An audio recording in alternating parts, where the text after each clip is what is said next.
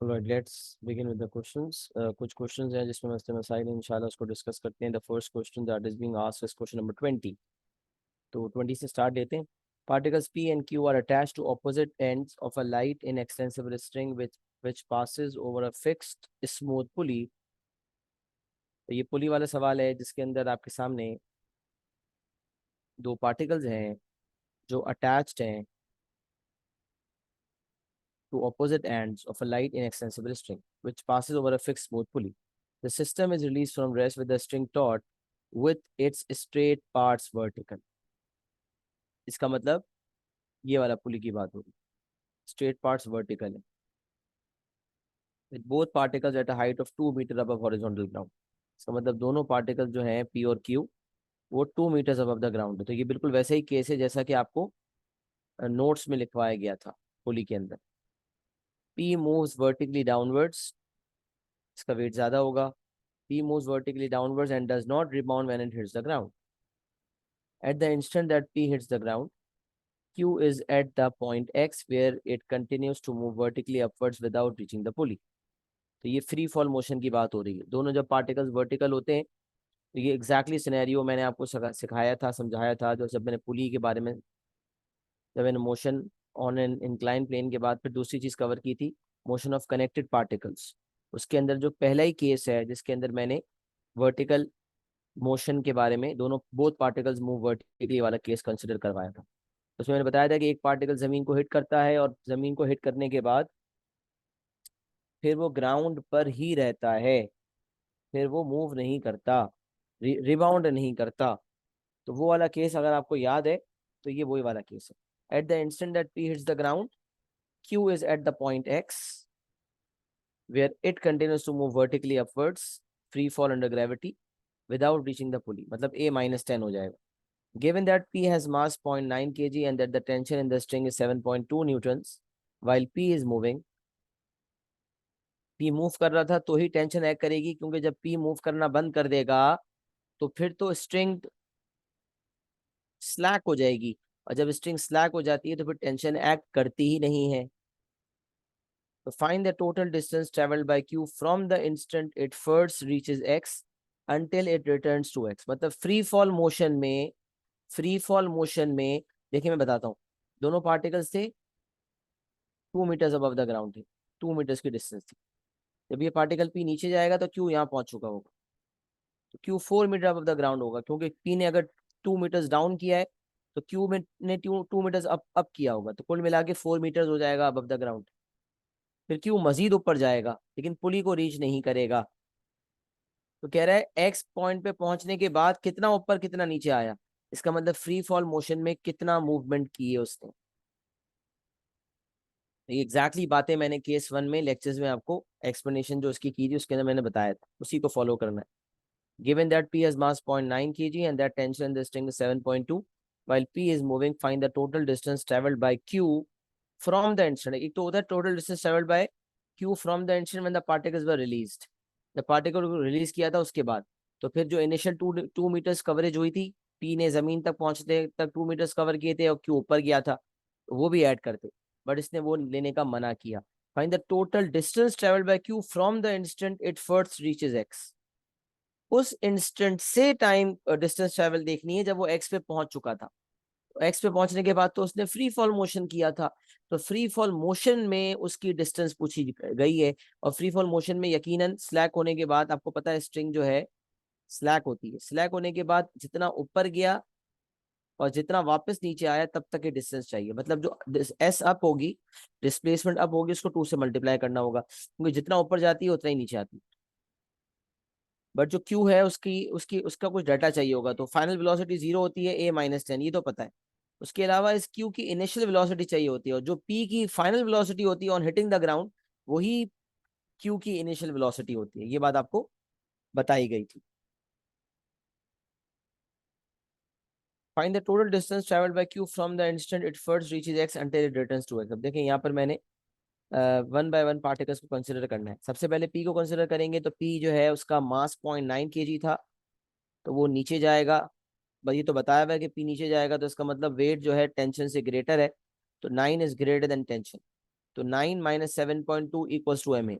Net force equals to M A से 9 minus 7.2 equals M A किया, तो यहाँ से मेरे पास एक्सेलरेशन आ गई 2 मीटर पर सेकेंड स्क्वायर।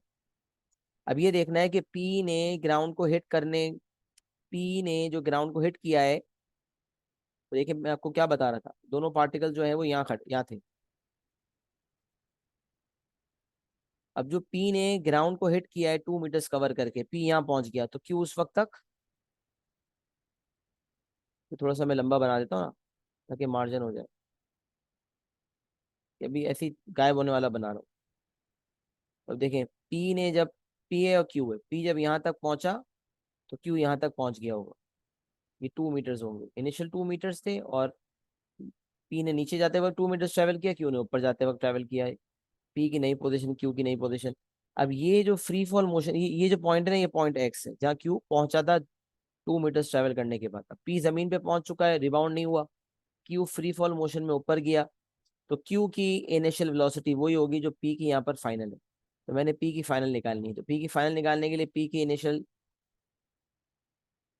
सही ये याद रखें, ये जो कैलकुलेशन हो रही है ये सिर्फ पी की नहीं है, ये क्यू की भी होती है, बट हम सोच ये रहे हैं कि पी की फाइनल क्यू की इनिशियल है। वजह ये कि जो पी की फाइनल थी उस वक्त तो क्यू की भी फाइनल वही थी, लेकिन क्योंकि उसके बाद क्यू का सब्सिक्वेंट मोशन शुरू हो रहा है, तो उस सब्सिक्वेंट मोशन में जो प्रीवियस मोशन की फाइनल है वो सब्सिक्वेंट मोशन की इनिशियल बन जाती है। इसीलिए हम कहते हैं कि जो यहाँ से फाइनल निकलती है वो सब्सिक्वेंट मोशन की इनिशियल होती है। तो मैंने यही किया, इनिशियल 0 थी, एक्सेलरेशन 2 थी, डिस्प्लेसमेंट 2 थी। तो पार्टिकल पी जो है किस फाइनल वेलोसिटी के साथ जमीन पे पहुंचा, तो जिस पार्ट फाइनल वेलोसिटी के साथ पी जमीन पे पहुंचेगा उसी फाइनल वेलोसिटी के साथ क्यू एक्स पॉइंट पे पहुंचा होगा। लेकिन क्योंकि मैं एक्स के बाद का मोशन कंसिडर कर रहा हूं, लिहाजा एक्स पे इनिशियल ले, उसी फाइनल को एक्स पर इनिशियल मान लिया जाएगा। तो इसीलिए मैंने यहाँ से फाइनल निकाली। इसीलिए मैंने सिखाया था कि ग्राउंड पे जो पी की फाइनल होती है वो क्यू की इनिशियल बन जाती है। तो v square is 2as equals to we square minus you square करके मेरे पास फाइनल वेलोसिटी आ गई। 2 2 4, 4 2 8 और √8 आ गई। अब क्यू का जो सब्सिक्वेंट मोशन है, ये जो आपके सामने लिखा हुआ है सारा डाटा, ये क्यू का सब्सिक्वेंट मोशन है, ये इनिशियल मोशन नहीं है पुली वाला। This is the subsequent motion of Q. तो यहाँ मैं ऐड कर देता हूँ, सब्सिक्वेंट मोशन कह लें या फ्री फॉल मोशन है।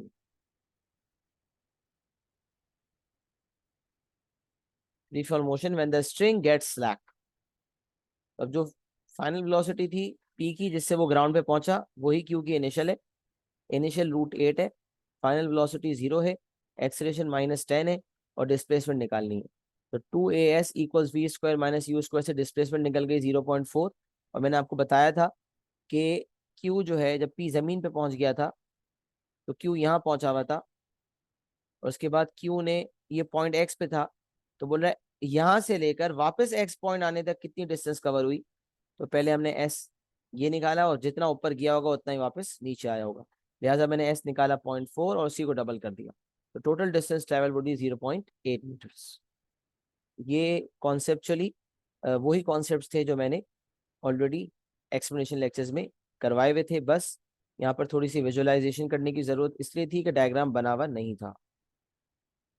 यूजुअली हम जब टेंशन भी नहीं होती और एक्सेशन भी नहीं होता तो फिर हम पी और क्यू दोनों को कंसिडर करते हैं, बट ये हमने सिर्फ पी को कंसिडर किया और नेट फोर्स इक्वल टू में सिर्फ पी पे लगाया।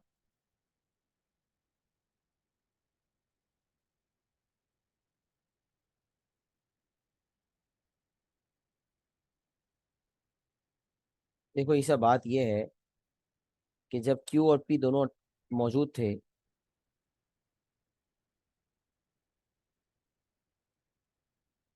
सही है, दोनों एक ही डिस्टेंस पे थे। अब जब पी यहाँ आ चुका होगा तो उस वक्त क्यू यहाँ आ चुका होगा, क्यू उस वक्त यहाँ आ चुका होगा, सही है। ये जो पॉइंट है ना, ये पॉइंट एक्स है, ये पॉइंट एक्स। अब सवाल पढ़ो, find the total distance travelled by Q from the instant it first reaches x, मतलब जब वो एक्स से उसने सब्सिक्वेंट मोशन शुरू किया, until it returns to x। इसका मतलब मैक्सिमम फाइनल वेलोसिटी 0 तक जाना, पहले यहां से लेकर यहां तक जाना, और फिर वापस पॉइंट एक्स तक आना। तो जो यहाँ क्यू की इनिशियल थी जो यहाँ क्यू की इनिशियल थी वो यहाँ पी की फाइनल थी, तो जो पी की फाइनल निकाली वो क्यू की इनिशियल बना दी।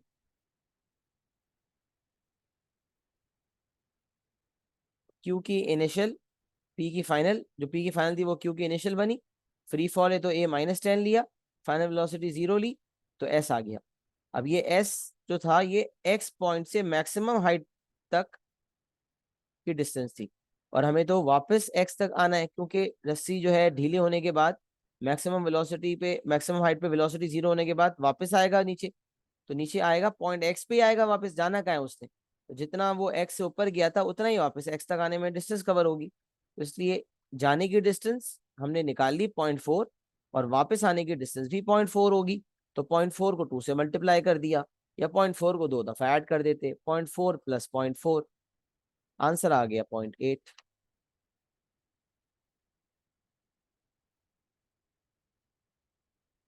जी जी जी, एक्स पे पहुंचने पर पी तो ग्राउंड पे पहुंचा हुआ है और रिबाउंड भी नहीं हो रहा, तो पी का तो मोशन बिल्कुल स्टैग्नेंट है।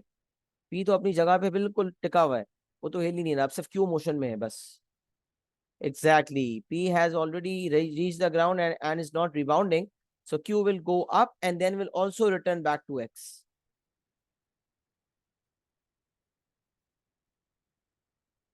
सही है जनाब, जो मैंने एक्सप्लेनेशन इस सवाल के हवाले से दी है, जरा मुझे एक्नॉलेज करें, क्या सबको समझ आ गई ये बात?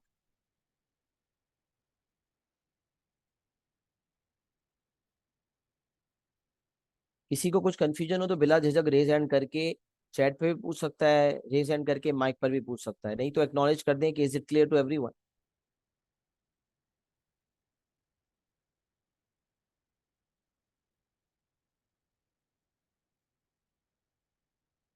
पहले क्वेश्चन नंबर 21 की जाने बढ़ते हैं, थोड़ी देर के लिए इसको बिल्कुल ना क्लियर कर दें। 5 और 4 9 नंबर का ये सवाल है, 5 and 4। Let's read it. Particles P and Q of masses 0.6 kg and 0.4 kg respectively are attached to ends of a light inextensible string।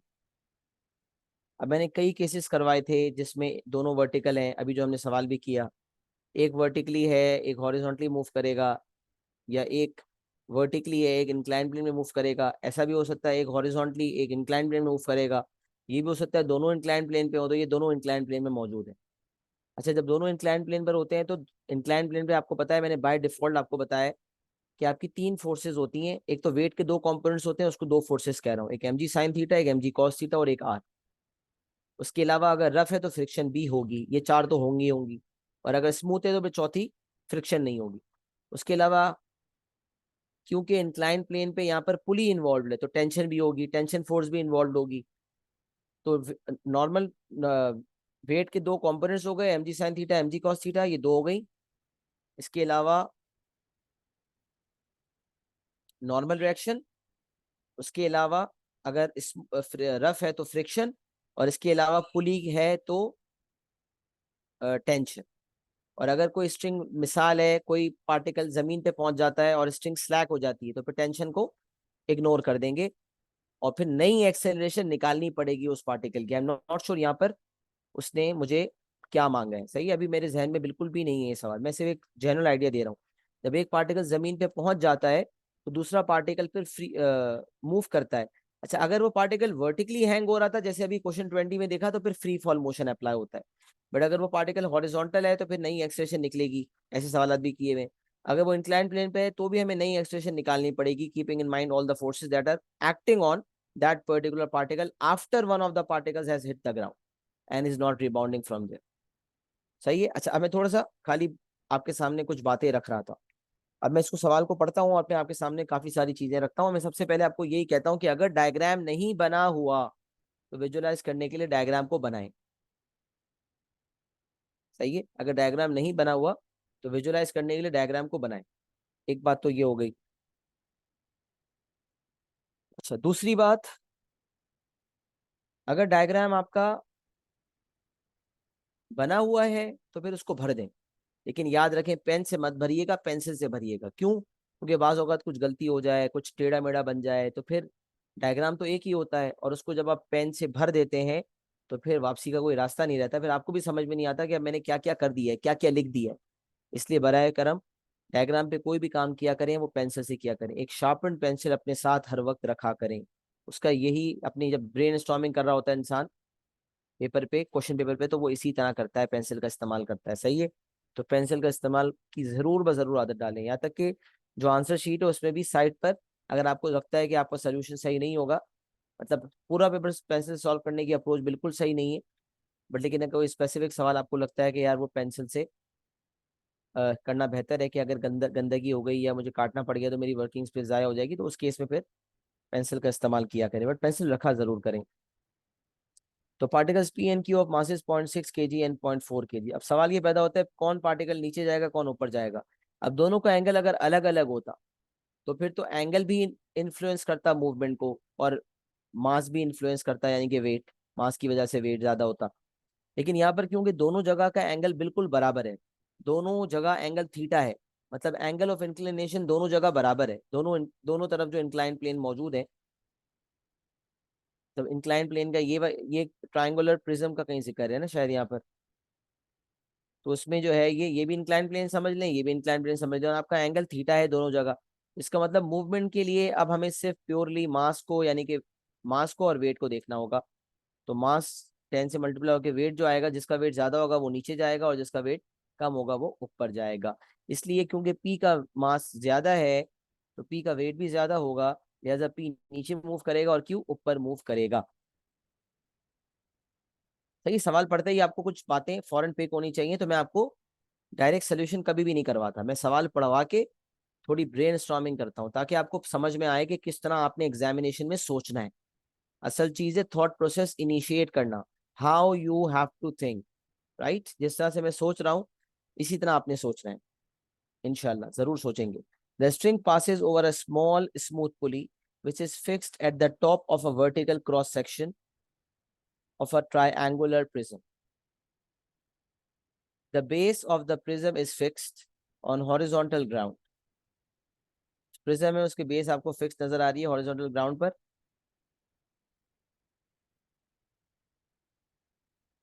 The base of the prism is fixed on horizontal ground and each of the sloping sides is smooth। अब क्योंकि ये smooth slide है, दोनों sloping side जो है वो smooth है, इसका मतलब देयर इज नो फ्रिक्शन। चलिए ये एक आसानी है कि फ्रिक्शन नहीं है। Each sloping side makes an angle theta with the ground. क्योंकि एंगल बराबर है दोनों साइड का, लिहाजा मूवमेंट सिर्फ वेट की वजह से होगी, जिसका वेट ज्यादा है वो नीचे जाएगा। Where sine theta is 0.8। अब आपको पता है कि इंक्लाइन प्लेन पे एम जी साइन थीटा के साथ साथ एम जी कॉस थीटा भी होता है। तो ऐसे केस में आप ये भी कर सकते हैं कि कॉस थीटा निकालने के लिए आप थीटा की जगह क्या लेंगे, थीटा की जगह आप ले लेंगे साइन इनवर्स 0.8। तो इससे कॉस थीटा आ जाएगा एग्जैक्ट फॉर्म में आपके पास। और दूसरा ऑप्शन ये भी है कि साइन थीटा 0.8/1 है, तो this is opposite upon hypotenuse. और एडजेसेंट निकालने के लिए 1 स्क्वायर में से 0.8 स्क्वायर माइनस करके अंडर रूट ले लेंगे तो आपके पास एडजेसेंट आ जाएगा। I am not sure adjacent यहाँ पर एग्जैक्ट आ रहा है या नहीं, आई गेस ये एग्जैक्ट ही आएगा। जी बिल्कुल, ये 0.6 आ रहा है। सही है। हाँ, 0.8 इज 4/5, सही है, वेरी गुड। तो 4/5 हो गया, तो इसका मतलब पाइथागोरस थ्योरम में 3 आ जाएगा। सही है, जबरदस्त। तो 3 आ जाएगा तो 3/5 आपका कॉस थीटा हो जाएगा, विच इज 0.6। सही है। तो यहाँ अभी आप इस तरह भी सोच सकते हैं, बिल्कुल। Initially the particles are held at rest. Initially they are held at rest मतलब उनको रोका हुआ था, पकड़ा हुआ होता है ताकि मूवमेंट ना हो। और रेस्ट पोजिशन है, इसका मतलब इनिशियल वेलोसिटीज दोनों की जीरो है। On the sloping sides with the string taut. String taut है मतलब टेंशन एक्ट करेगी। The particles are released and move along lines of greater slope. अब ये बताया नहीं कौन नीचे जाएगा कौन ऊपर जाएगा, खुद पता होना चाहिए कौन नीचे जाएगा कौन ऊपर जाएगा। तो कॉमन सेंस आपको बता दी थी, क्योंकि एंगल ऑफ इंक्लिनेशन बराबर है, लिहाजा जिसका वेट ज्यादा होगा वो नीचे जाएगा, तो पी नीचे जाएगा। तो पी नीचे जाएगा तो नीचे वाली फोर्सेस ऊपर वाली फोर्सेस से ज्यादा होंगी। अच्छा, नीचे वाली फोर्सेस क्या है भाई, तो नीचे एक ही फोर्स है, वो है एम जी साइन थीटा। मतलब एम जी तो 9 होगी, सॉरी 6 है, और साइन थीटा 0.8 है, तो 6 × 0.8 नीचे की तरफ होगी, ऊपर की तरफ होगी टेंशन। और इसके अलावा यहाँ आर भी होगा और यहाँ एम जी कॉस थीटा होगा, बट आई गेस अभी एम जी कॉस थीटा का कोई काम है नहीं, क्योंकि जब अगर हमें कोएफिशिएंट ऑफ फ्रिक्शन दिया हुआ होता है, फ्रिक्शन इन्वॉल्व होती है, तो फिर इसका काम होता है। अभी फिल वक्त तो काम नहीं है। तो m g sine theta is greater than tension, और यहाँ पर क्यू के लिए अगर बात करें तो tension is greater than m g sine theta.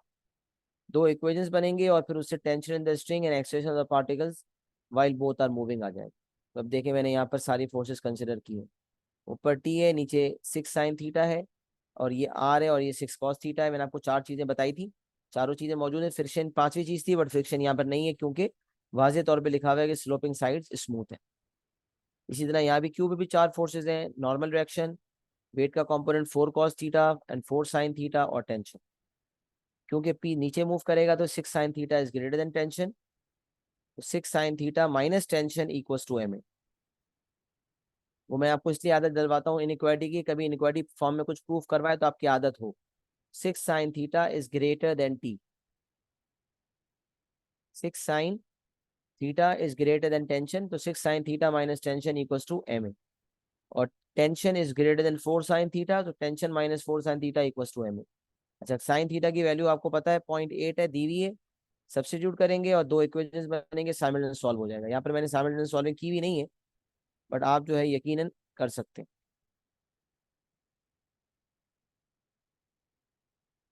6 × 0.8 ये हो जाएगा 4.8।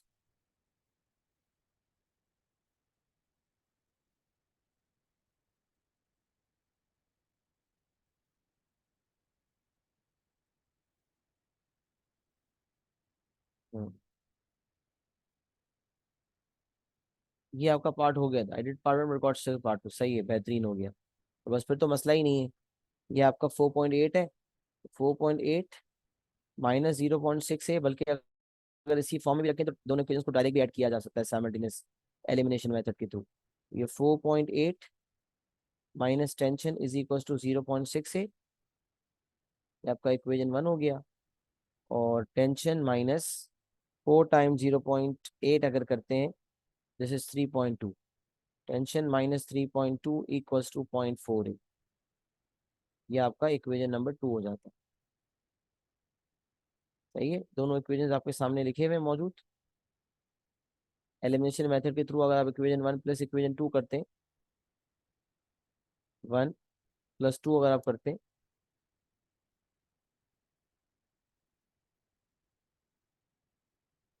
तो ये दोनों आमने सामने रखेंगे तो minus T plus T cut जाएगा। 4.8 माइनस 3.2 हो जाएगा 1.6, और 1.6 इज इक्वल टू 1 है, तो एक्सेलेरेशन 1.6 हो जाएगी। 1.6 इज इक्वल टू ए आ जाएगा आपके पास। पहले ए आ जाएगी 1.6, देख लें आप, ये और ये कटा। 4.8 minus 3.2 is 1.6, 1.6 is equal to 0.6 plus 0.4, 1 a. तो ए की वैल्यू 1.6 आ गई। फिर ए की वैल्यू आप 1.6 कहीं भी रख दें, किसी भी इक्वेशन में रख दें, यहाँ पर रख दें, यहाँ पर रख दें, तो टेंशन आपके पास 3.84 आ गई।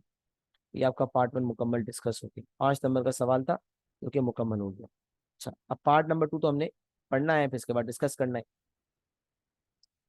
The speed of P when it reaches the ground is 2 meters per second। अब ये क्या चीज दी हुई है? ये पी की फाइनल वेलोसिटी दी हुई है। तो ये पी की फाइनल वेलोसिटी दी हुई है कि when the speed of p when it reaches the ground is 2 meters per second, on reaching the ground p comes to rest and remains at rest। वही बात, does not rebound, रेस्ट पे आने के बाद rebound नहीं किया और rest पर ही रहा।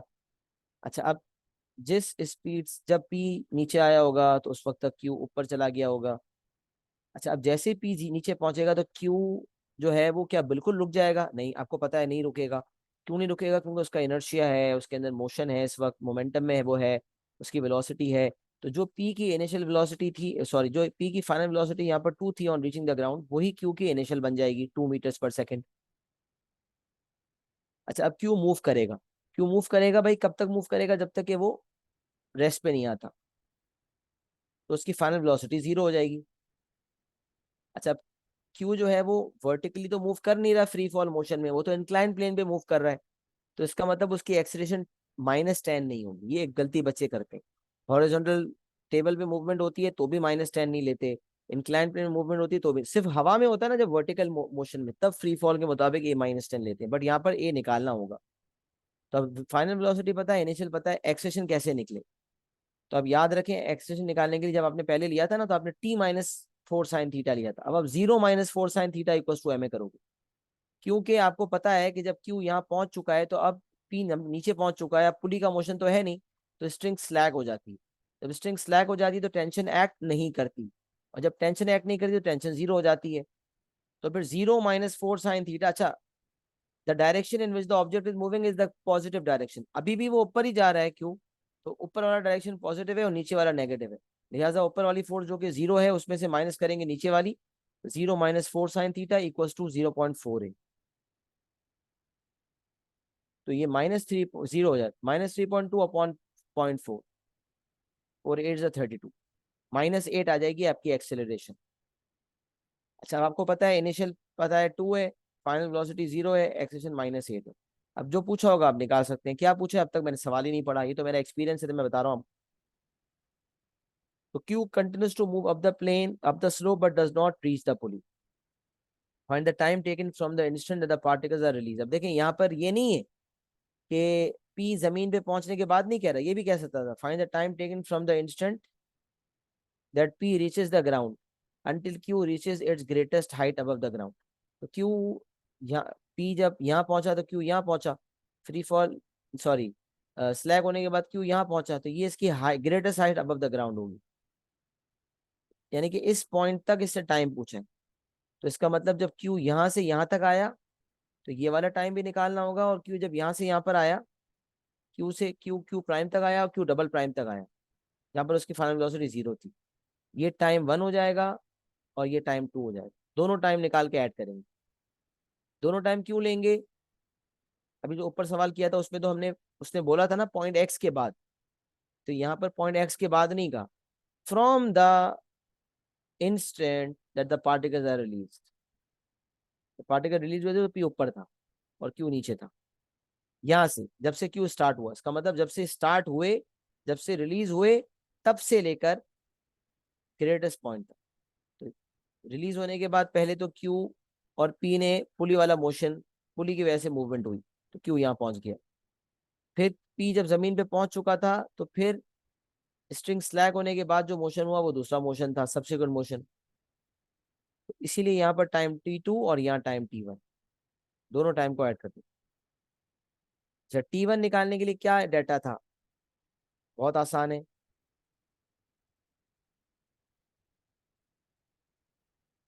हाँ, अगर मैं पी और क्यू को कंसिडर करूँ, इनिशियल वेलोसिटी पी और क्यू की कितनी थी, 0, क्योंकि रेस्ट से रिलीज फ्रॉम रेस्ट थे, particles are held at rest, initial 0। अच्छा, एक्सेशन कितनी निकाली थी हमने, पार्ट वन में 1.6 निकाली थी, इनिशियल 0, एक्सेशन 1.6। और इसके अलावा कोई चीज मौजूद है मेरे पास, हाँ, on reaching the ground the final velocity was 2, final velocity 2 थी, इनिशियल है, फाइनल वेलोसिटी है, एक्सेशन है, और मुझे निकालनी है, क्या निकालना है, टाइम, टाइम निकालना है।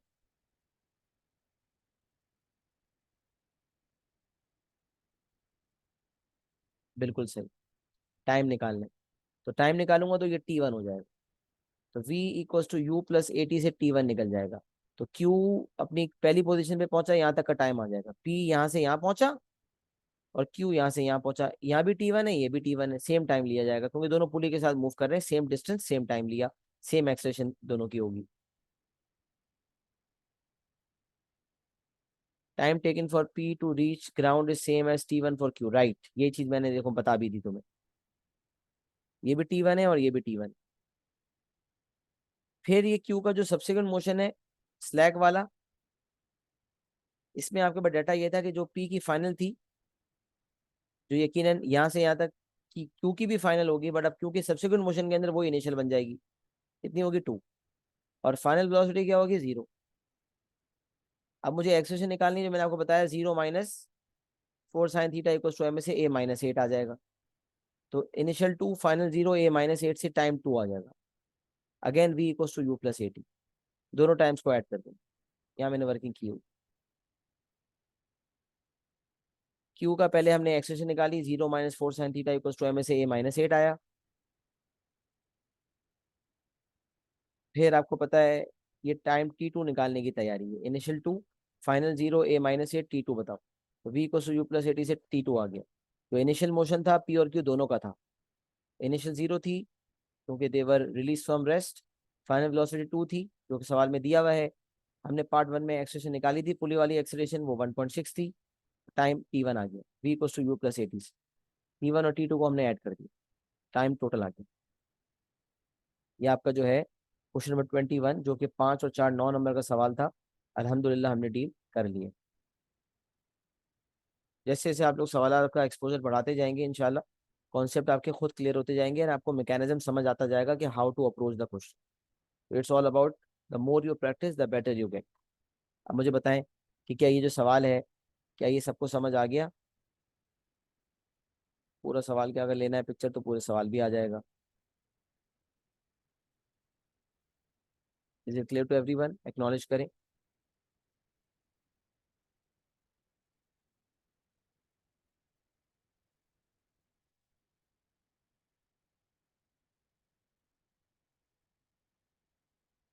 जी बिल्कुल, गलतियां होती हैं और गलतियों से ही इंसान सीखता है। इसी तरह आपको कॉन्सेप्ट क्लियर होंगे इंशाल्लाह।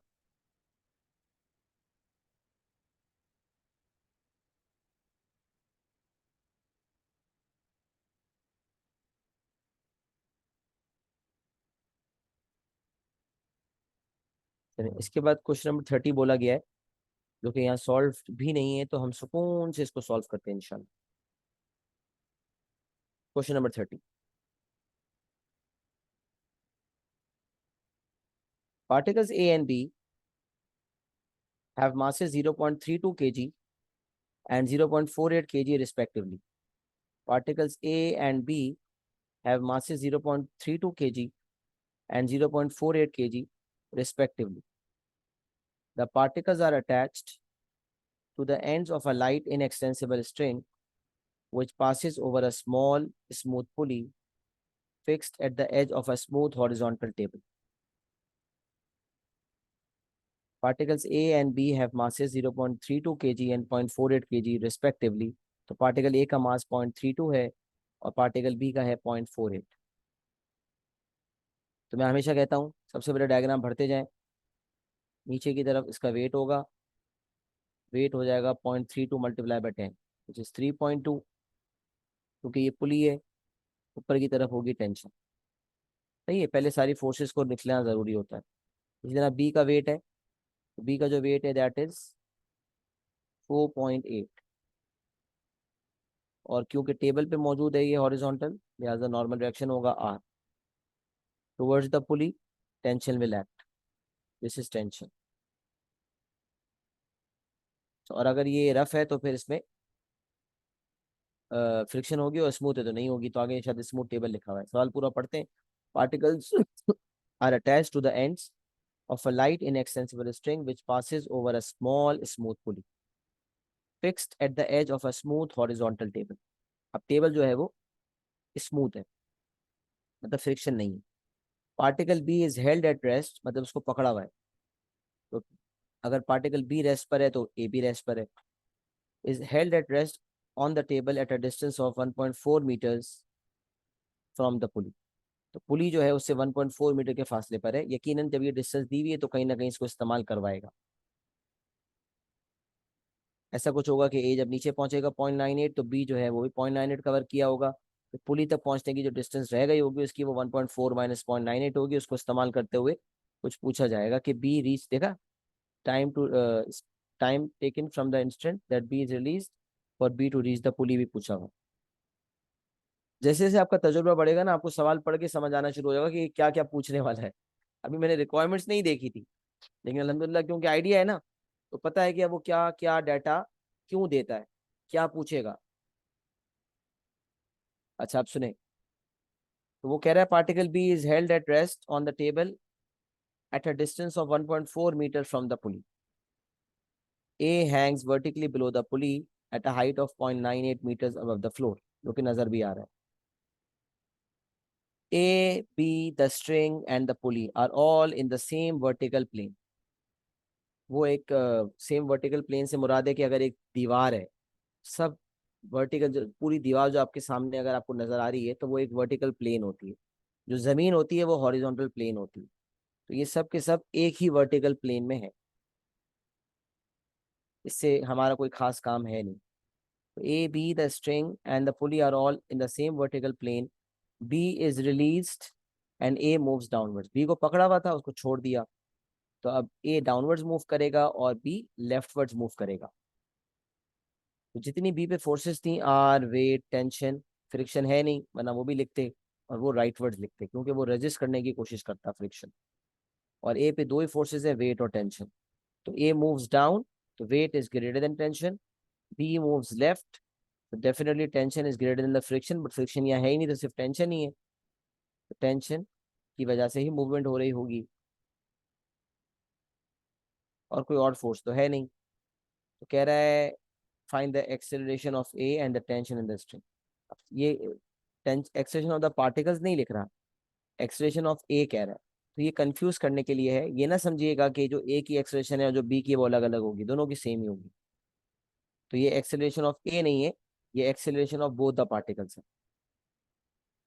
अच्छा, पहले पार्ट पार्ट को अगर हम कंसिडर करते हैं, तो अगर मैं ए को कंसिडर करता हूँ, तो ए को कंसिडर करने के बाद आपको पता है कि weight of A is greater than tension. 3.2 is greater than T, and 3.2 minus T is equals to M a. ये 0.32 ए हो जाएगा। ये आपका ए का इक्वेशन बन गया। अच्छा, बी का इक्वेशन की अगर हम बात करें, तो बी की इक्वेशन में टेंशन ही है और कुछ है ही नहीं, तो T minus zero equals to M A, और मास है 0.48 ए।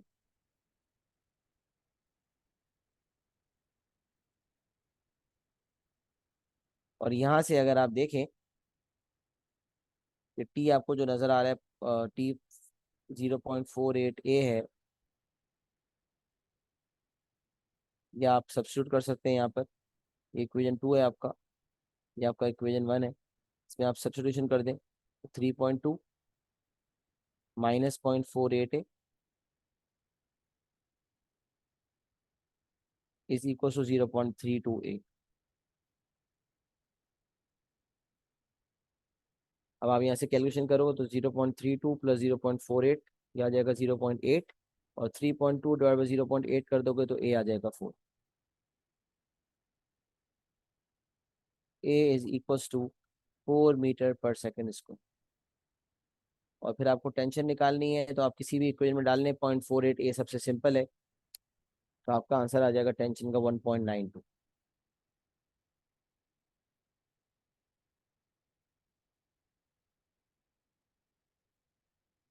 ये जो है आपके फाइनल आंसर होगा।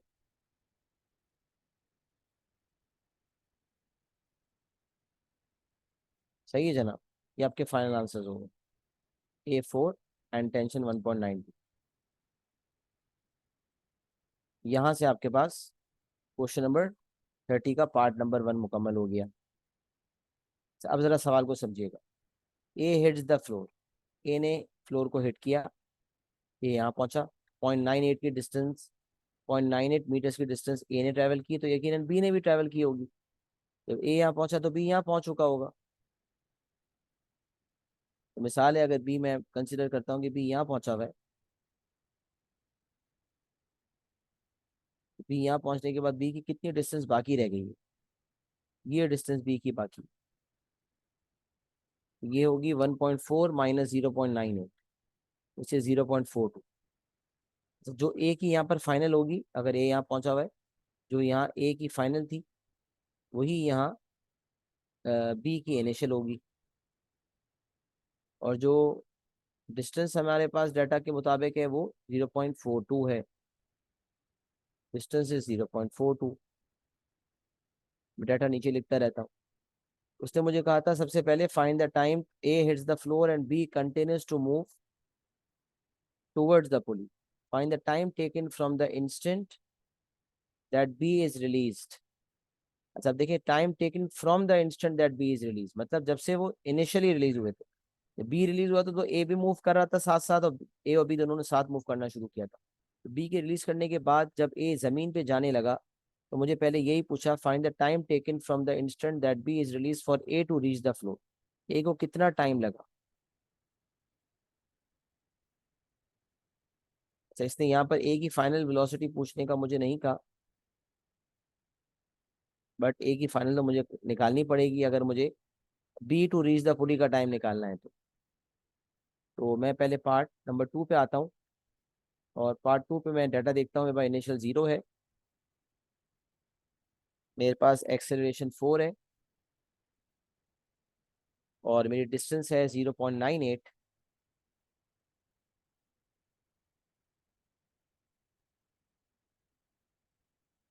और मुझे निकालना है time to reach the floor. इस हिसाब से s equals to u t plus half a t square लग रहा है। 0.98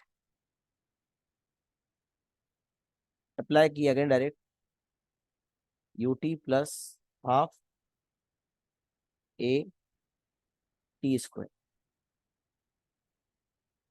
0.98 मल्टीप्लाई बाई 2 डिवाइडेड बाई 4 और रूट लगा दे, फिर 0.7। यहाँ से टी आ जाएगा आपका 0.7 सेकेंड। ये आपका पहला पार्ट 2 हो गया। ये आपसे पूछा था, A to reach the floor, find the time taken from the instant that B is release for A to reach the floor. देख सकते हैं आप 0.7। पार्ट 3 पे जाते हैं। तो मुझे ये देखना है कि जब ए जमीन पे पहुंच चुका है, तो बी को रीच टाइम कितना टाइम लगेगा पुली तक पहुंचने में। तो इनिशियल निकालनी होगी, डिस्टेंस हमें पता है, उसके अलावा डिस्टेंस 1.4 में से 0.98 माइनस किया तो पता चला कितनी डिस्टेंस रह गई है। और एक्सलेशन भी निकालनी पड़ेगी, क्योंकि अब टेंशन तो है नहीं। अब देखें, ये भी एक ये एक नई चीज है। यहाँ पर एक चीज कॉन्सेप्चुअली अगर आप सोचें तो मुझे बताएं क्या एक्सेलरेशन होगी, कौन बताएगा। जब ये बी स्लाइड करके यहाँ तक जाएगा तो क्या एक्सेलरेशन होगी, डू वी ऑल नो, और कैन वी फाइंड, और शुड वी फाइंड। ये चैट पे जरा पार्टिसिपेशन दे तो मुझे आइडिया हो जाए कि आप क्या सोच रहे हैं।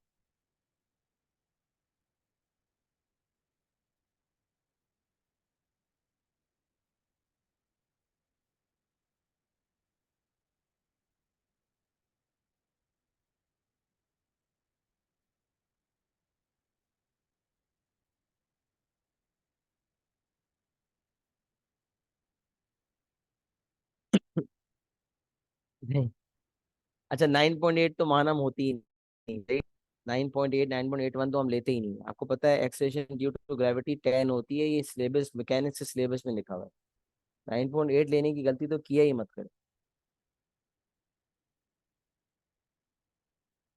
बिल्कुल 4 भी नहीं हो सकती, पुली वाली भी नहीं हो सकती, क्योंकि ए ग्राउंड पे पहुंच चुका है, तो पुली वाले मोशन खत्म हो चुका है और वो फ्री फॉल मोशन हवा में ट्रेवल नहीं कर रहा कि वो 10 हो। तो 10 भी नहीं है और 4 भी नहीं। और एक कमेंट आया है, sir a is required, we need to find a. No, yes, of course we need to find a, but over here we can not find. Why, do you know why? अगर यहाँ friction होती ना, तो टें slack होने पर, string के slack होने पर टेंशन 0 हो जाती। तो 0 minus friction equals to M a के मुताबिक न्यू एक्सेलरेशन निकालनी पड़ती, न्यू ए निकालना पड़ता, न्यू ए निकलता। बट यहाँ फ्रिक्शन नहीं है, एक वाहिद फोर्स टेंशन की थी और वो भी 0 हो चुकी। तो फॉरवर्ड फोर्स 0, बैकवर्ड फोर्स 0, तो कोई नेट फोर्स है क्या? जब कोई नेट फोर्स ना हो तो क्या होता है? When the net force is 0, then what happens? Very good. Very good, Isa. The velocity is constant. Constant speed. Constant velocity. तो कांस्टेंट वेलोसिटी के लिए ये तो पता होना चाहिए ना वेलोसिटी कितनी है। तो ए की जो फाइनल होगी वही बी की इनिशियल होगी। तो पहले वो वेलोसिटी निकालें, तो जो डिस्टेंस है, जब कांस्टेंट वेलोसिटी होती है तो speed equals to distance into distance equals to speed into time का कॉन्सेप्ट लगता है। उसको फॉलो करते हुए हम टाइम निकालेंगे। ये आपका पार्ट 3 हो जाएगा। तो पहले आप फाइनल वेलोसिटी निकालें ए की। बेसिकली जो ए की फाइनल होगी वो बी की भी फाइनल ही होगी। तो ये वैसे एक्सेशन न्यू निकलती है, बट यहाँ इसलिए नहीं है क्योंकि फ्रिक्शन नहीं है, वरना 0 minus f equals to M A से डी से एक्सेशन नेगेटिव वाली निकलती। बिल्कुल। तो यहाँ ए की जो इनिशियल है वो 0 थी। ए ने जो ट्रेवलिंग की है वो है 0.98 मीटर्स। ए की ट्रेवलिंग है 0.98 है। और हमारे पास तो बहुत कुछ है, टाइम भी आ चुका है, तो सीधी सी बात है, लंबी करने की लिखने की जरूरत नहीं है। V equals to u plus a t से निकाल लेते हैं, सीधी सी बात है। तो v equals to u plus a t, A आपका 4 था और टाइम आपने ऊपर निकाला हुआ है 0.7, उसको यूज कर सकते। तो वी आपका जो आया, फाइनल वेलोसिटी ऑफ ए जो आई है आपकी, वो 4 इंटू 0.7, 2.8 आई। 2.8 मीटर्स पर सेकेंड। फिर हम बी की अगर बात करते हैं, तो B is going to travel at a constant speed. और जब कांस्टेंट स्पीड होती, जब कांस्टेंट एक्सेलरेशन होती है तो इक्वेशन ऑफ मोशन होता है। लेकिन जब कांस्टेंट स्पीड होती है तो इक्वेशन ऑफ मोशन नहीं होता। फिर speed equals to distance, distance equals to speed into time का फिनोमिना लगता है। वो जो ट्रायंगल हम बचपन में वो लेवल में पढ़ा करते थे। तो distance is equals to speed multiply by time. तो यहाँ पे उस हिसाब से डिस्टेंस ट्रेवल जो आपकी रह गई है वो है 0.42 मीटर्स, और स्पीड आपकी है 2.8 मल्टीप्लाई बाय टाइम। 2.8 स्पीड के हिसाब से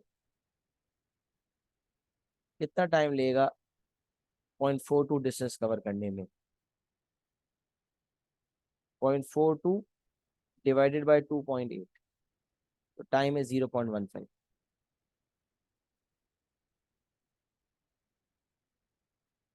अब सवाल देख लिया करें कि पूछा क्या था, क्योंकि बाद वक्त पूछा कुछ और होता है। Time taken from the instant that B is released. देखिए, from the instant that B is released का है।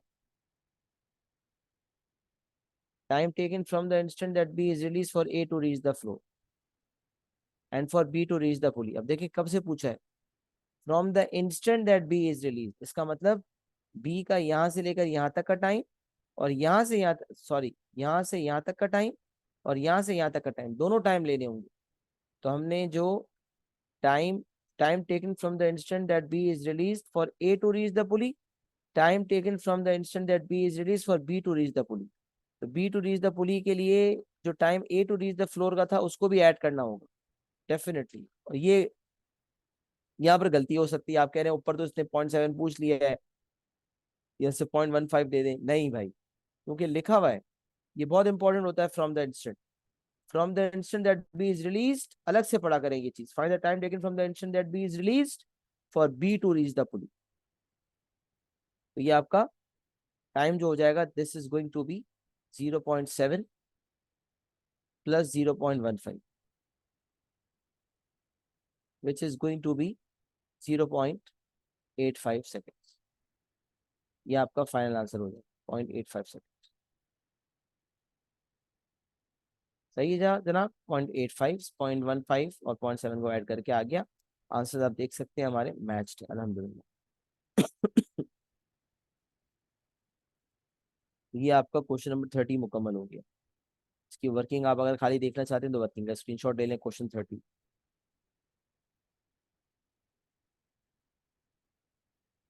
जी जनाब, बात समझ आ रही है?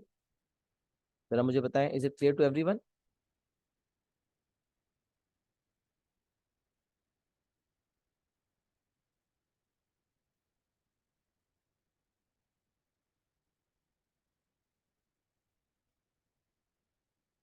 अच्छा, इसके बाद जो है 49 भी बोला गया है।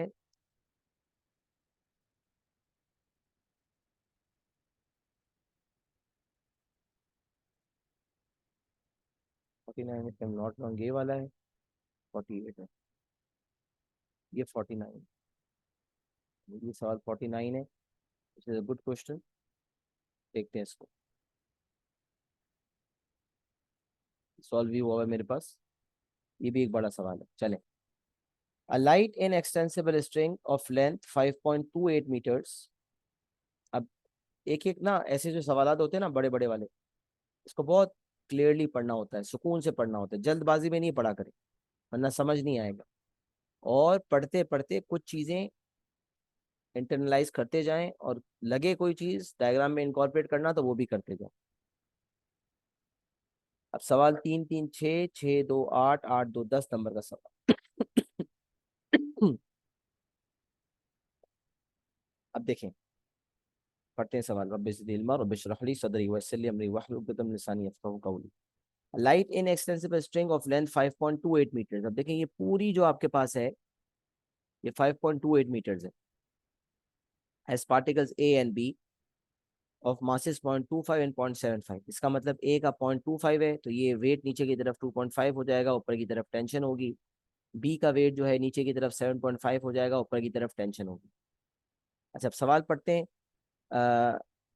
A light in external string of length 5.28 meters has particles A and B of masses 0.25 and 0.75 respectively attached to its ends. तब ये single string है. Another particle P of mass 0.5 kg is attached to the midpoint of the string. Midpoint of the string है, आपको पता है ये 4 meters है पूरा। अच्छा, अब आप ये भी देखें कि A और B की हाइट भी शायद सेम है, ये कहीं लिखा हुआ हो शायद। तो अगर हाइट दोनों की सेम है इसका मतलब 5.28 में से 4 तो ये हो गया, तो बाकी जो 1.28 है उसको डिवाइड बाय 2 कर देंगे तो ये दोनों की स्ट्रिंग की लेंथ आ जाएगी। और जब स्ट्रिंग की लेंथ पता चल जाएगी तो वन में से स्ट्रिंग की लेंथ को माइनस करेंगे तो ये भी पता चल जाएगा कि ए को कितनी डिस्टेंस ट्रैवल करनी है, ए और बी कितने डिस्टेंस कितनी हाइट पर है अबव द ग्राउंड। कहीं इसको इस्तेमाल किया जा सकता है, तो ये लेंथ भी इस तरह से यूज होती है। तो another particle P of mass 0.5 kg, क्योंकि इसका मास 0.5 kg दिया हुआ है लिहाजा इसका वेट नीचे की तरफ होगा, ऊपर की तरफ नॉर्मल रिएक्शन होगा, नीचे की तरफ वेट होगा पी का, और लेफ्ट पे भी टेंशन होगी, राइट पे भी टेंशन होगी, क्योंकि दोनों तरफ पुली नजर आ रहा है। Another particle of mass 0.5 kg is attached to the midpoint of the string. Two small smooth pulleys P1 and P2 are fixed at opposite ends of a rough horizontal table. Table rough है इसका मतलब इसमें friction भी होगी।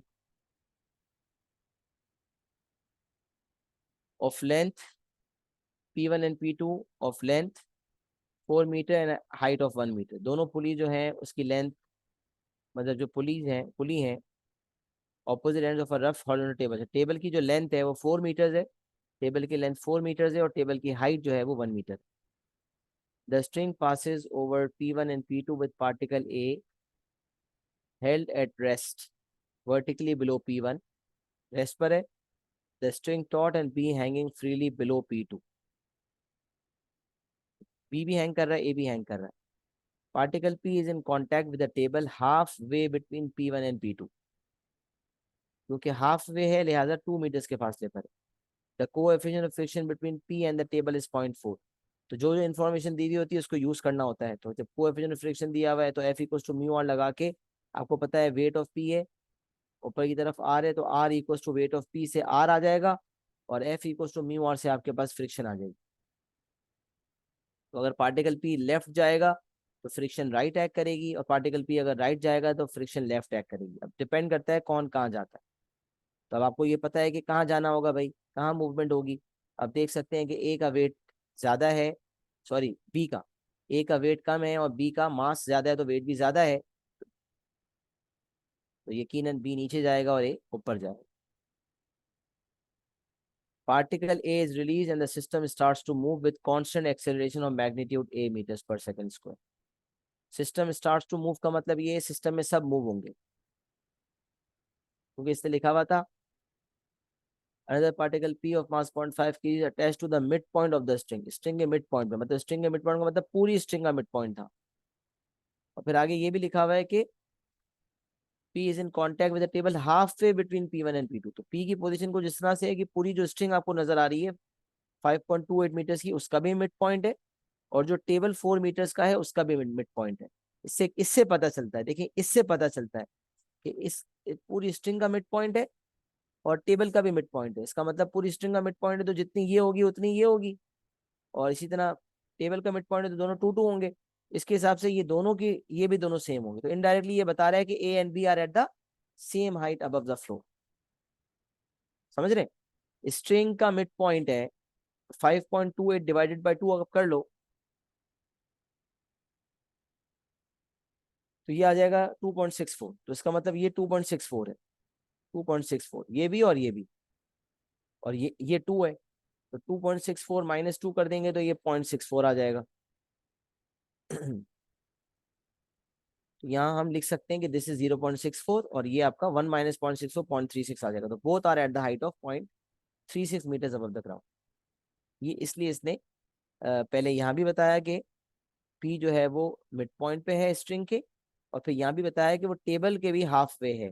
2 दफा क्यों बताया? इसीलिए बताया। इनडायरेक्टली वो यही बताना चाह रहा है कि ए और B height above the ground same. Coefficient friction दिया हुआ था, पार्टिकल ए रिलीज्ड है, system starts to move. System में आपको पता है ए भी मूव करेगा, पी भी मूव करेगा, बी भी मूव करेगा। ऐसा नहीं है कि कोई एक्सेशन किसी की अलग होगी किसी की अलग होगी, नहीं, सिस्टम मूव करता है, सबकी एक्सेशन बराबर होती है, क्योंकि सिस्टम जब रेस्ट पे था तो सब जीरो पे खड़े हुए थे, इनिशियल वेलोसिटी सबकी जीरो थी। जब मूवमेंट होगी तो पूरा सिस्टम मूव होगा, लिहाजा सबकी एक्सेशन सेम होगी, इसीलिए लिखा हुआ है system starts to move with constant acceleration of magnitude A meter पर सेकंड स्क्वायर। और जब सिस्टम की बात करता है ना, हम पूरे सिस्टम इक्वेशन भी बना सकते हैं। जब सिस्टम इक्वेशन बनाते हैं तो उसमें बाज़ औक़ात नहीं, बल्कि उसमें टेंशन हम लेते नहीं।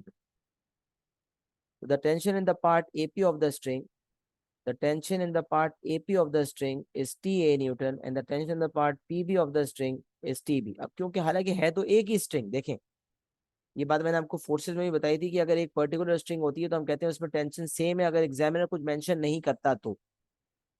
If the examiner is silent तो हम उस पूरी स्ट्रिंग में टेंशन सेम कंसिडर करेंगे।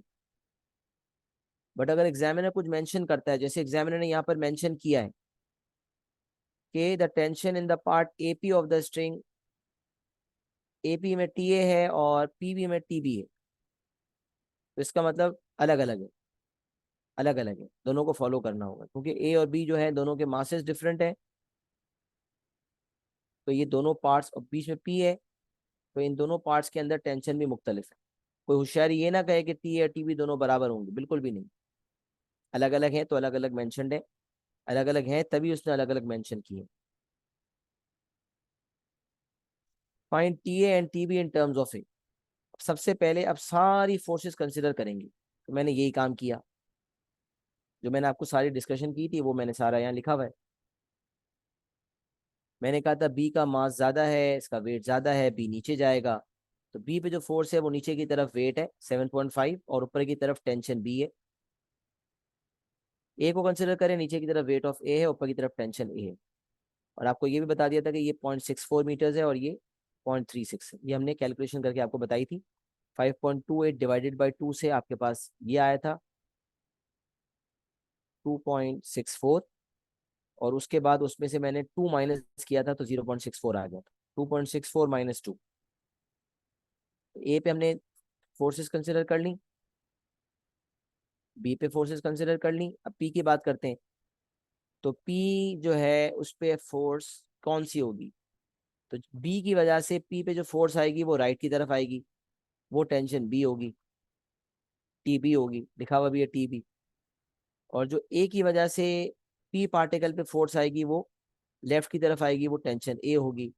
तो ये पूरा सिस्टम टी ए वाला है, ये पूरा टीबी वाली, मतलब ये पूरा स्ट्रिंग का पोर्शन टेंशन ए वाला है और ये टेंशन बी वाला है।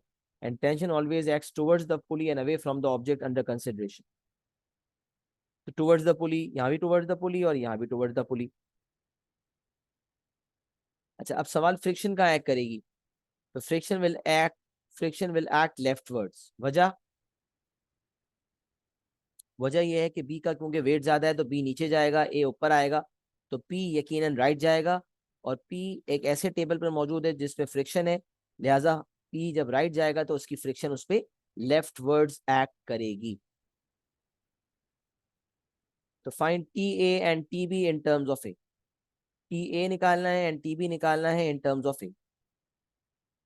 तो अब आप क्या करोगे?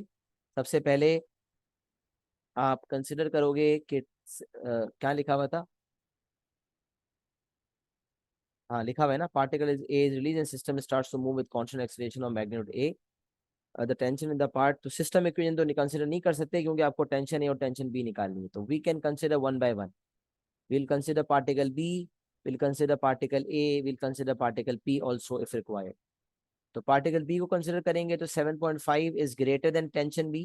7.5 minus tension in B equals to MA, 0.75. तो यहाँ से tension B in terms of A आ जाएगी. TB equals 7.5 minus 0.75. और यहाँ देखेंगे तो A ऊपर जाएगा तो tension A is greater than 2.5, so tension A minus 2.5 equals to 0.25 A. तो ये वहां चला जाएगा तो टेंशन ए आ जाएगी, तो T A in terms of A भी आ जाएगा और T B in terms of B भी आ जाएगा, टी ए भी इन टर्म्स ऑफ ए आ जाएगा, टी बी भी इन टर्म्स ऑफ ए आ जाएगा. तो ये पार्टिकल ए और पार्टिकल बी को कंसिडर करके पहला पार्ट हो जाएगा. तो अब देखें ये मैंने यहाँ पर किया हुआ है. तो मैंने बताया ए मूव्स अप तो tension is greater than weight, तो T A minus weight equals to M A, T A आ गया. बी वेट, बी का वेट ज्यादा है तो बी विल मूव डाउन, तो weight of B is greater than tension, तो 7.5 minus tension in B equals to M A से हेरा फेरी करके आगे पीछे करके टी भी आ गई. ये आपका पार्ट नंबर 1 होगा, 3 मार्क्स का. फिर कह रहा है show by considering the motion of P that A is two. अब आपको पी का मोशन कंसिडर करने को कहा गया, तो पी के ऊपर हमने सारी फोर्सेस तो पहले ही लिखी हुई थी, समझ लें आपने जो सारी फोर्सेस लिखी ना, तो ये आपने बहुत सारे पार्ट्स का काम किया, पार्ट 1 पार्ट 2 का काम तो आपने कर दिया. अब आपको पता है कि पार्टिकल पी जो है वो राइट जा रहा है, क्योंकि पार्टिकल बी नीचे जा रहा है तो पार्टिकल पी राइट जा रहा है. तो tension B is greater than friction plus tension A, तो T B is greater than friction plus tension A, तो T B minus friction minus T A equal to M A, और वो mass P का mass होगा. T B minus friction minus T A equal to M A. T B in terms of A मौजूद है, T A भी इन terms of A मौजूद है, friction mu R से निकलेगी और आर जो है वो 5 के बराबर, क्योंकि पी का मास 0.5 था तो आर इक्वल टू 5 है. F equal to mu R से एफ आ जाएगा, तो एफ आ गया. T A in terms of A जो है पार्ट नंबर 1 में आया हुआ था, T B in terms of A जो है पार्ट 1 में आया हुआ था, तो T B minus friction minus T A equal to M a करके टी बी और टी ए की जगह सब्सटीट्यूशन करेंगे पार्ट 1 वाली चीजें जो पार्ट 1 में आया था in terms of A, friction mu R से आ जाएगी और मास 0.5 है, वहां से आपके पास एक्सप्रेशन शो हो जाएगी. तो पी को कंसिडर किया T B minus F minus T A equal to M A, T B की जगह हमने रखा 7.5 माइनस 0.75 ए. ये हमने टी बी की जगह पे रखा, फिर फ्रिक्शन की जगह म्यू आर रखा और आर 5 है, और टी ए की जगह हमने रखा 0.25 ए माइनस 2.5. तो टी ए की जगह पे हमने, एक मिनट, सब मैंने ब्रैकेट ब्रैकेट ब्रैकेट लिया था तो मैं इसको ब्रैकेट में ही लेता हूँ, वेट करें, इसको प्लस ले गया, मैंने मल्टीप्लाई करके माइनस लिया, सही है. तो टी ए की जगह लेंगे 0.25 ए प्लस 2.5, एफ की जगह लेंगे म्यू आर, और टी बी की जगह लेंगे 7.5 माइनस 0.75 ए. यहाँ से आप देखें तो ये 0.5 है, ये माइनस 0.25 है, ये माइनस 0.75 है, ये मिला के आपका 1.5 ए हो गया. और 1.5 है, 7.5 में से आप माइनस कर देंगे 2 और 2.5, तो 3 आ जाएगा, तो 1.5 है इक्वल टू 3, और जब 3 डिवाइड बाई 1.5 करेंगे तो ए का आंसर आ जाएगा 2. तो हमें यहाँ तो खाली शो ही करना था, तो 3 मार्क के लिए हमने शो कर दिया ए इक्वल टू 2, प्रॉपर हमने वर्किंग शो की है. सफिशिएंट वर्किंग शो करना जरूरी है ताकि एग्जामिनर सेटिस्फाई हो जाए कि जो काम हमने किया है वो सही है.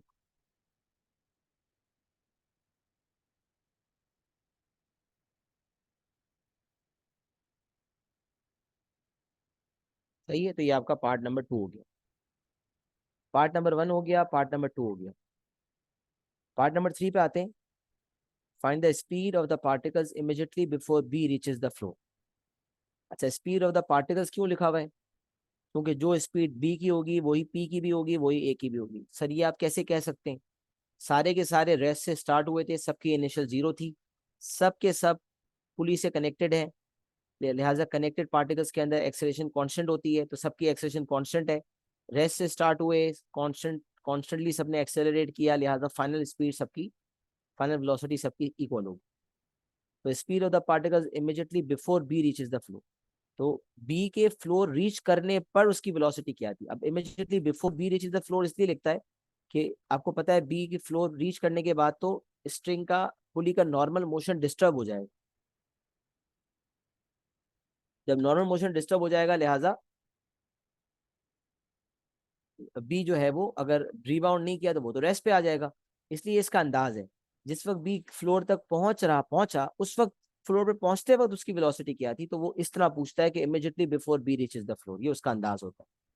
तो इसका तरीका क्या होगा कि बी की इनिशियल 0 थी, एक्सेलरेशन हम निकाल चुके हैं 2, डिस्टेंस आपको पता है कि 1 में से 0.64 माइनस कर देंगे तो 0.36 हो जाएगी। Initial 0 A2, distance 0.36 and you can find the final velocity. Initial 0 A2 S 0.36, ये मैं आपको बता देता 0.64 था, ये 1 था, तो 1 minus 0.64 is 0.36। They were at a height of 0.36 meters above the ground, ये बात हमने पहले डिस्कस की। तो इनिशियल है ए है एस 0.36 से फाइनल वेलोसिटी आ जाएगी 2as equals to we square minus you square. तो v, ये इक्वेशन ऑफ मोशन जो दिया हुआ है ना, V square equals to U square plus 2as करके दिया हुआ है, इसको आप इसी फॉर्म में ले लें या 2as equals we square minus you square ले लें, एक ही बात है। तो 2as equals we square minus you square से आपके पास वेलोसिटी आ गई फाइनल 1.2। ये आपका पार्ट 3 हो गया। पार्ट 4 में आपसे कहता है find the deceleration of P immediately after B reaches the floor. अब जरा सोचिएगा कि हुआ क्या। जैसे ही बी ने फ्लोर को हिट किया, जैसे ही बी ने फ्लोर को हिट किया, इसका मतलब स्ट्रिंग जो है वो, अच्छा अब ये भी समझे जरा, जबरदस्त, बहुत जबरदस्त सवालात होते हैं, मजा आता है करते हुए भी करवाते हुए भी। जैसे ही बी फ्लोर को हिट करता है तो मुझे बताएं, क्या तमाम जगहों की स्ट्रिंग स्लैक हो जाएगी या कोई स्पेसिफिक जगह की स्ट्रिंग स्लैक होगी? इसका कोई जवाब देना चाहेगा?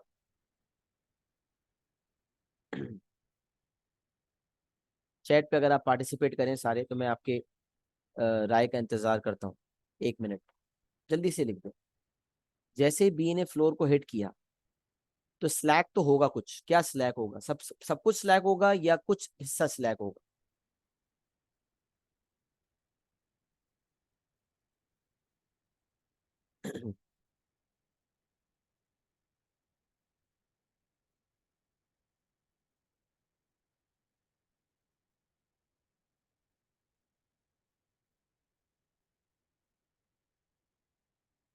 अब देखिए टाइम मेरे पास लिमिटेड है, इसलिए मैं ज्यादा टाइम नहीं दे सकता सोचने के लिए, तो मैं आपको थोड़ा सा थॉट प्रोसेस में खुद ही इनिशिएट करता हूँ। जैसे ही पार्टिकल बी फ्लोर पे पहुंचा, अब देखें बी नीचे जा रहा था, उसी की वजह से पी पे खिंचाव आ रहा था, तो पी राइट जा रहा था, क्योंकि पी के ऊपर तो ए का भी खिंचाव आ रहा है और पी के ऊपर तो बी का भी खिंचाव आ रहा है। तो पी राइट क्यों जा रहा है? क्योंकि पी के ऊपर जो बी की वजह से खिंचाव आ रहा है वो ज्यादा है और जो ए की वजह से खिंचाव आ रहा है वो कम है। तभी पी राइट जा रहा था। अब जब बी जैसे ही फ्लोर को हिट करेगा तो पी के ऊपर जो बी की तरफ से खिंचाव आ रहा था वो आना बंद हो जाएगा। इसका मतलब ये जो पी से लेकर पुली 2 के दरमियान जो मामला है, मतलब बी जब यहाँ पहुंचा होगा तो पी यहाँ पहुंच चुका होगा। अब जब पी अब पी की वेलोसिटी गेन हो चुकी है जो कि 2 है, नहीं कितनी है, 1.2 है। बी जब यहाँ पहुंचा है तो उस वक्त पी यहाँ पहुंचा है और पी की वेलोसिटी जो है, जो बी की फाइनल यहाँ पर थी वो पी की इनिशियल हो गई 1.2। अब सवाल, भाई पी तो मोशन में है ना, तो मूव तो करेगा, कहाँ मूव करेगा? जब तक मूव करेगा जब तक इसकी फाइनल 0 नहीं होती, क्योंकि इसका इनर्शिया है, इसके अंदर मोमेंटम है, बाकी है, इसकी वेलोसिटी मौजूद है। तो ये ऐसा नहीं है कि फौरन, हालांकि पी पे ए का भी खिंचाव आ रहा है और बी का भी खिंचाव आ रहा है। बी का खिंचाव ज्यादा था इसलिए पी राइट जा रहा था, अब बी का खिंचाव आना बंद हो गया तो इसका मतलब टेंशन बी 0 हो गई। जब बी ने ग्राउंड को हिट किया ना, तो ये पी से लेकर बी तक के दरमियान जो स्ट्रिंग है, जो पार्ट है तो सिंगल स्ट्रिंग, लेकिन अब इसको हम ट्रीट ऐसे ही कर रहे हैं जैसे कि दो डिफरेंट पार्ट्स हैं, कि उसी स्ट्रिंग का एक हिस्सा उसी स्ट्रिंग के बीचों बीच पी है। तो पी से बी तक अलग मामला है और पी से ए तक अलग मामला है, तभी उसने टेंशन अलग अलग कंसिडर करवाई, टेंशन ए और टेंशन बी। तो पी से लेकर बी तक मामला ये हुआ कि बी जैसे ही फ्लोर को हिट किया, जमीन पे हिट किया पी ने फ्लोर को हिट किया, तो ये वाला हिस्सा जो है, ये वाला हिस्सा पी का स्लैक हो गया, तो टेंशन बी जीरो हो गई। अब टेंशन बी क्योंकि जीरो हो गई, लेकिन क्या पार्टिकल पी ने फौरन लेफ्ट जाना शुरू कर दिया? नहीं भाई, इनिशियल वेलोसिटी 1.2 है, तो अभी जब तक फाइनल जीरो नहीं होती वो मूव करेगा। तो 1.2 से फाइनल जीरो होने तक उसको जो डीसेलरेशन का सामना करना पड़ेगा वो निकालनी है। तो वो निकालने के लिए टी बी को आपने जीरो कर दिया, एफ और टी अपनी जगह मौजूद है, क्योंकि पी आगे जाता रहेगा और पी की वजह से ए भी ऊपर जाता रहेगा। लेकिन पी आगे तो जा रहा है, लेकिन पहले एक्सेलरेट होता हुआ जा रहा था, क्योंकि बी की पावरफुल फोर्स उस पर एक्ट कर रही थी। बट जब पी बी की पावरफुल फोर्स यानी कि बी का वेट अब एक्ट नहीं कर रहा, तो अब पी को राइट खींचने वाली फोर्स तो नहीं है, लेकिन पी राइट इसलिए जा रहा है क्योंकि वो अभी मोमेंटम में है, उसकी वेलोसिटी बाकी है। तो उसकी इनिशियल 1.2 है, फाइनल जीरो है, उसकी डिसेलरेशन क्या होगी? ए नेगेटिव में आएगी यकीनन। उसको निकालने के लिए उससे पूछी तो खाली एक्सीलरेशन ही है। अगर वो पूछता time to reach the pulley या समथिंग लाइक दैट, तो एक सब्सिक्वेंट रिक्वायरमेंट्स हो सकती थी, बट उसने इतना लंबा नहीं किया। उसने मुझे कहा है एक्सप्रेशन बताओ, तो टी भी जीरो हो गया, एफ और टी अपनी जगह मौजूद है, तो zero minus F minus T A equal to M A करेंगे। सवाल सवाल ये है कि टी ए क्या होगी? तो टी ए तो सेम ही होगी ना, जो टी आई थी टेंशन ए में मौजूद है या नहीं मौजूद है? टेंशन ए मौजूद है या नहीं? अच्छा, अगर व्हेन ए वाज 2, तो टेंशन ए और टेंशन बी दोनों मेरे पास इन टर्म्स ऑफ ए आई वी, टी ए और टी बी दोनों मेरे पास इन टर्म्स ऑफ ए मौजूद है। तो अगर मैं ए टू जो है, पार्ट टू में जब मैंने एक्सेलेरेशन शो की थी, तो ये सिर्फ एक्सेलरेशन पार्टिकल पी की नहीं थी, बल्कि ये पार्टिकल बी दोनों की थी। थ्रू आउट द मतलब पूरे सिस्टम में हर पार्टिकल की टू थी। तो अगर हम ये एक्सेलरेशन टू रखेंगे, तो मुझे टेंशन ए का पता चल जाएगा। अच्छा, अब एक दफा चेक ये करना है कि जब स्ट्रिंग बी स्लैग हो गई, तो क्या टेंशन ए सेम रहेगी या नहीं, ये सोचना पड़ेगा। तो टी बी तो जीरो हो चुका है, फ्रिक्शन म्यू आर है, आर में कोई तब्दीली नहीं है, म्यू में कोई तब्दीली होती ही नहीं है, तो एफ सेम रहेगा। टी ए में कोई तब्दीली है या नहीं, ये देखना पड़ेगा। तो क्यू के पार्टिकल पी आगे जा रहा है और ये पूरा सिस्टम टॉट है, पी से लेकर ए तक मामला टॉट है। तो अब ये देखेंगे, ए पार्टिकल ऊपर जा रहा है। जब ए पार्टिकल ऊपर जा रहा है तो टेंशन, अच्छा टेंशन ए जो आई थी आपकी टी ए, वो इस अजम्पशन पे आई थी कि एक्सेलरेशन टू है, तो टी ए आया होगा। अब तो एक्सेलरेशन बदल गई, वो एक्सेलरेशन है ही नहीं, वो लागू ही नहीं हो रही है एक्सेलरेशन, क्योंकि the system starts to move with constant acceleration. और टी और टी भी तो इन टर्म्स ऑफ ए थे, तो अब ए तो नहीं है आपके पास, ए तो वो रही नहीं, क्योंकि अब तो डिसेलरेशन वाला मामला हो गया। अच्छा, अब सवाल ये पैदा होता है, पी आगे जा रहा है, ए ऊपर जा रहा है, बट हो दोनों डिसेलरेट रहे, दोनों डिसेलरेट होंगे ना, साथ साथ चलेंगे पी और ए, जो पी के साथ मामला वो ए के साथ। तो टेंशन बी जीरो हो चुकी है, फ्रिक्शन मौजूद है, टेंशन ए नहीं निकलेगी, क्योंकि tension A in terms of A थी और ए बदल गया। तो अब अगर नहीं निकालेंगे तो क्या करेंगे? ऊपर जा रहा था, तो T A is greater than 2.5 था ना, तो T A minus 2.5 equals to M A 0.25 A, एक इक्वेशन ये बनेगा। और पी की बात करेंगे, ये ए को कंसिडर किया, तो जब पी को कंसिडर किया तो zero minus F minus T A equals to M A, यहाँ से पी का एक अलग इक्वेशन बनेगा और दोनों इक्वेशन सामने सॉल्व होंगे, तो वहां से टेंशन इन ए का भी पता चलेगा और ए का भी पता चलेगा, और दोनों ही डिसेलरेट हो रहे होंगे। तो टेंशन इन वो नहीं लेनी जो पहले ले रहे थे, क्योंकि टेंशन इन ए तो ए की टर्म्स में थी और ए तो बदल चुका है। तो यहाँ देखें,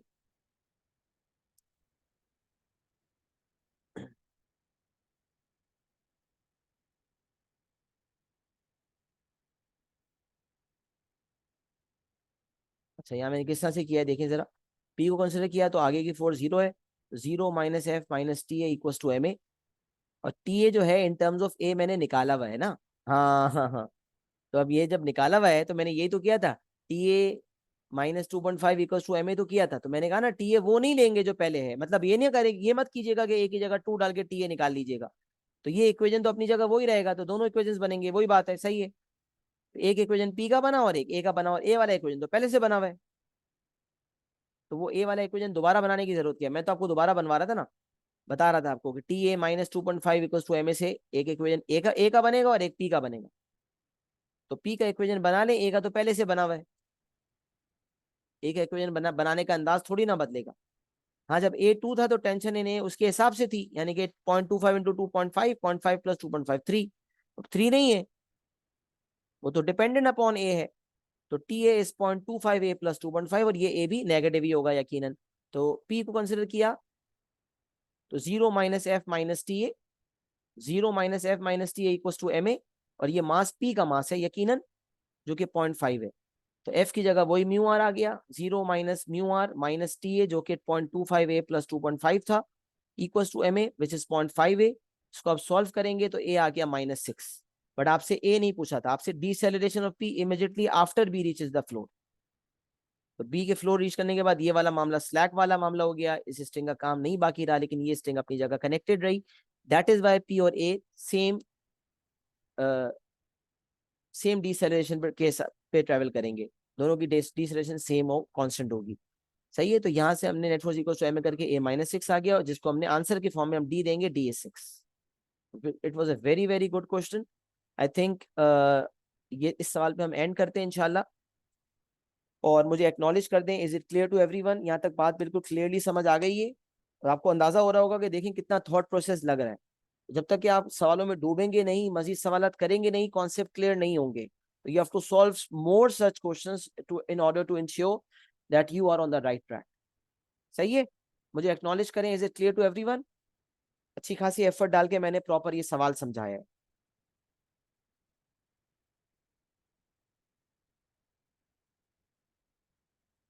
चलिए अल्हम्दुलिल्लाह, अल्लाह का एहसान है, अल्लाह का बड़ा फजल है, अल्लाह का करम है, सबको क्लियरली समझ आ गया, बात समझ आ गई। आज हमने जो है वो 4 अच्छे सवालात किए हैं, उससे काफ़ी हमारे कॉन्सेप्ट्स क्लियर हुए हैं। यकीनन आपको इससे फ़ायदा हुआ होगा इंशाल्लाह। मज़ीद सवालात करें, मज़ीद भरपूर मेहनत करें, सवालात करें, जो मसले मसाइल हों डील करें। जब तक आपके मसले मसाइल हैं उसको हम हल करेंगे इंशाल्लाह, क्योंकि आगे बढ़ने से पहले पुराना सारे मामला क्लियर होना ज़रूरी है। यहाँ फोर्सेस भी लग रहा है, या काइनेमेटिक्स भी लग रहा है, इक्वेशन ऑफ मोशन भी लग रहे हैं, न्यूटन लॉ के चीजें भी लग रही हैं, इंक्लाइन प्लेन के मामला भी लग रहे हैं। ये टॉपिक बहुत इंपॉर्टेंट है, तो ये क्लियर होगा इंशाल्लाह, आगे चीजें आसान रहेंगी आपकी। अपना बहुत सारा ख्याल रखिएगा, दुआ में मुझे याद रखिएगा। अस्सलाम वालेकुम व रहमतुल्लाहि व बरकातुहू।